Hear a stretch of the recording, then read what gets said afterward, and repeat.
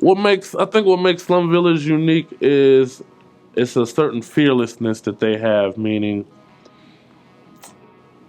there's not a genre of music that they won't touch or that they won't sample if it sounds good. You know, that was where I got a lot of my encouragement. You know, mess with these Brazilian records, mess with these records, try this, try that.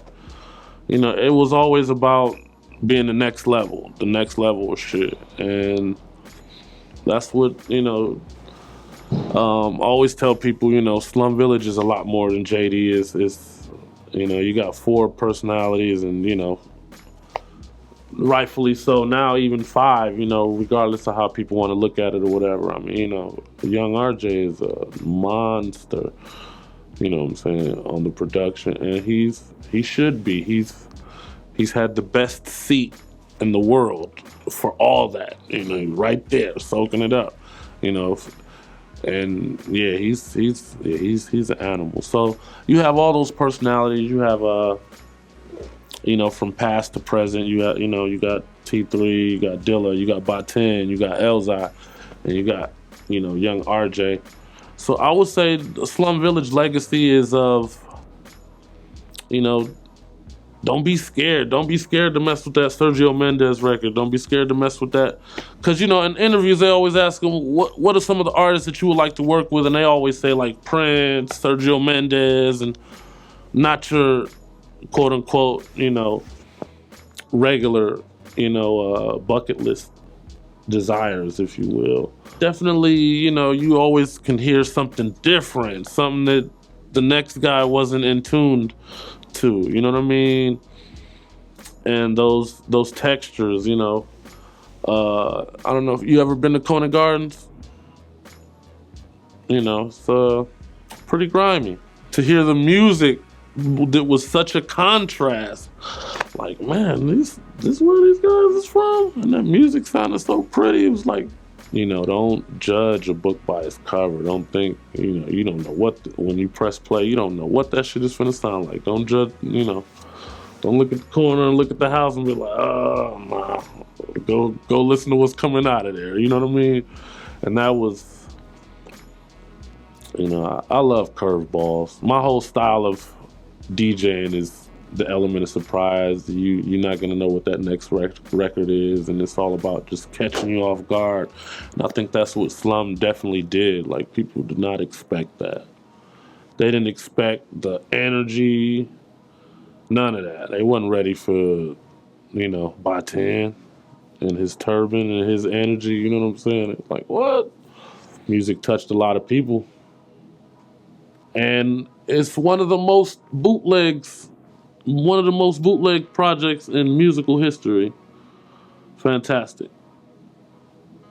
Yeah, they said it's like 3 groups that's been the most bootleg. One of them is a rock group. The other one, I think, is a jazz group. And fantastic.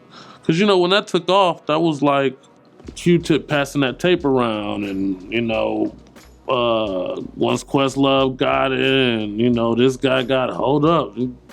You know how everybody is with the hot stuff.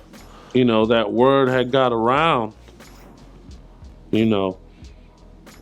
And I think those records forever will be just special in the way that they are. The records like Players, Fall in Love, Get This Money, Look of Love,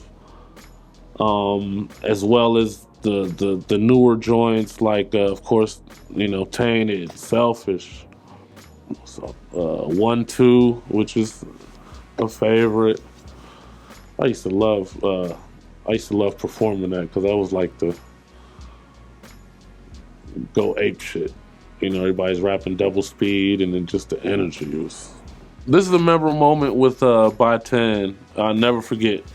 We were in New Orleans, and he had a karaoke machine, and he had been in his bunk. I don't know if you heard Harmony from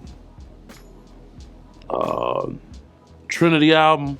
he did the song by himself first, but it was like on some Bobby McFerrin shit, like all vocal, like the beat, beatbox, bass line, everything was all vocal.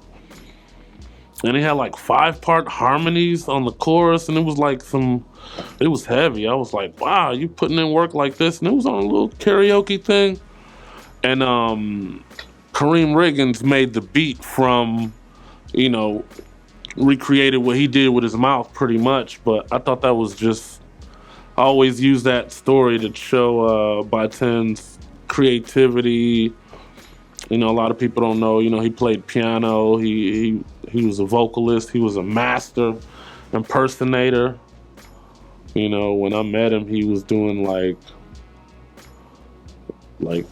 Sammy Davis. I mean, you heard the skit on Fantastic where he does Morris Day doing the hits and of course the Satchmo stuff, which is crazy.